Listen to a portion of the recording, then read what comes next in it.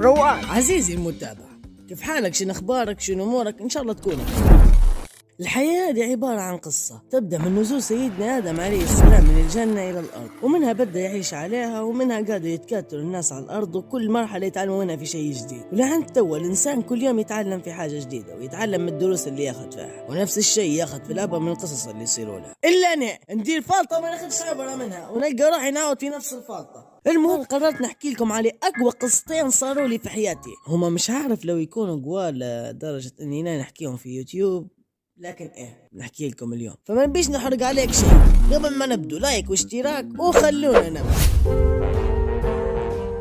القصة الأولى قصة الأستاذ زين الدرجات.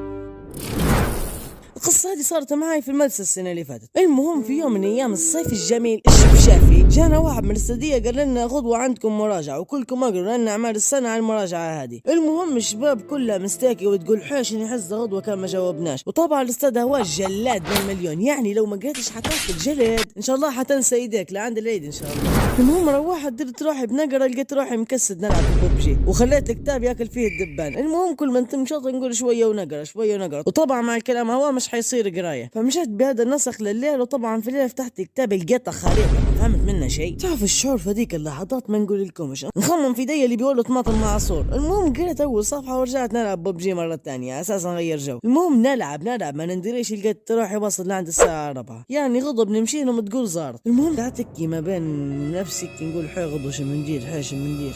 المهم خطرت في بالي فكر، قلت اني نقرا ما بين الحصص. المهم رقدت نط الساعة 10 بالضبط، وطبعا السنة اللي فاتت الطابور ما فيش بسبب درجات الحرارة العالية اللي توصل 40، يعني لو تصبي في الساحة حتولي الحمى حروق. المهم مشيت بدلت حمام، طبعا ما نقولكمش على مية اللي تقولوا مخلطينها بمفاعل نووي، تعرف هيك تبدل بها تقول كانك تبدل بشدة، المية تحسها تاكل في جسمك. المهم بدلت كل شيء وطلعت مشيت للمدرسة، قعدت نقرا ما بين الحصص، وطبعا نقرا في كلمتين و10 هذا يعني القراية ما بين الحصص صياد دوا زايد. المهم جت الحصة المنتظرة وخش الاستاد ومعه طب طويل اسود بعد السماح، طب وجاب ده من باله وجاي بيجلدنا به. الطلبة كلهم بدوا يقروا في الفاتحة وآية الكرسي، كان في واحد من الطلبة صب وقال سامحونا يا اولاد كان غلطنا في حد. يا ودي عند الحق الطب ورب الكعبة أول ما خش بيه الأستاذ عرفت أن نهايتنا اليوم. تعرف وش ندير؟ أنا ديما عقلي حربي في المواضيع هذا. طبعا أغلب الطلبة اللي في الفصل براش ضي، وأنا وممكن 4 أو 5 أشخاص طلبة كسار. شنو ندير؟ أنا أخذت الكرسي نتاعي وجبته في تركينة ما بين الكراسي، والأستاذ كرسي في جنب الصفة متاعت الروشن، وجنبي أصحابي كلهم طوال، فهكذا هو مش حيشبحني، العقل ديما يشتغل في هذه القصص. المهم بدأ الأستاذ ينوض في الطلبة. المهم سأل أول واحد وجاوب، وبشوي صدق قاعد يدور في الطلبة اللي مستواهم نوعا ما ضعيف، قاعد ينوض فيهم الواحد ويشبح فيهم ما يجاوبوش. قلت ربي الكعبة اليوم اللي بيقرمش لا تقرميش. قاعد يسأل في الطلبة والاغلب ما يجاوبوش، وانا حقي في الوقت انتهى الحصة مزال عليه 10 دقايق والتم، وقلت اخيرا جاء الفرج. اقسم بالله ما طقيت تواني استاذ صب وقال للطلبة اللي قدامي وسعوا.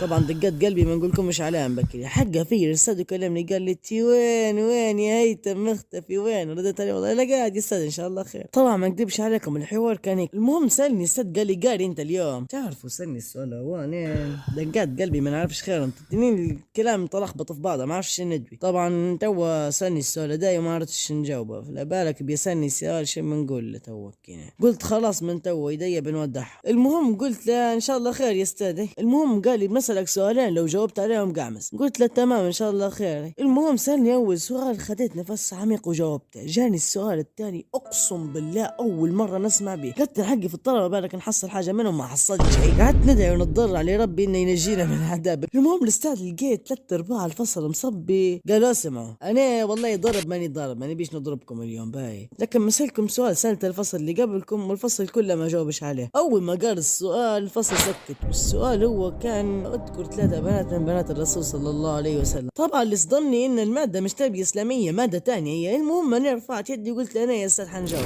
اول ما جيت قال لي تعرف الاجابه؟ قلت له ايه. رد علي قال لي اقسم بالله لو ما جاوبتش راب بدل الجلدتين تاكل 10. قلت له ناكل عادي. قلت له تم. قال لي جاوب ترى وبدا الصلي يا معلم. قلت له فاطمه الزهراء رضي الله عنها، زينب وام كلثوم. استاذ تعرف حقه فيا ودار لي لقطه صف. قول تعرفوا انا حقيت فيهم تحقية شر. تعرف في خاطري بنخرط عليهم يحسبوني اي من يصفوا ولا يصفقوا لي الطلبه ولا شنو. قال لي شنو اسمك؟ قلت له هيثم.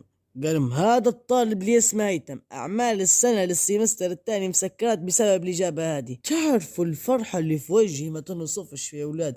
في الأول كنا ندعي هنا ما ننجردش، تو حصلت الأعمال مسكرة أقسم بالله فرحة ما توصفش بالله. طبعا ما نقولكمش على سوس الفصل كيف يحقوا فيا نظرات حقد كان يلقوا يقتلوني. المهم حصلوا القهرة مني وهذه أحلى حاجة عندي لأن السوس يشوف في روحه كل شيء في الفصل، لكن الله غالب جاء قدامي نزلت من رحمة. المهم الموقف هو حكيت للولاد وقالوا يضر يدير عليه قصة، وهاي قصة درناها توا. والعبرة من هذه القصة يا ولاد ما عادش تبدا الاستاذ لأنه وين ما تروح حيجيبك خليك على المباشر ديما باش على الأقل مرة يجيبك سؤال زي ده تقدر تجاوبه.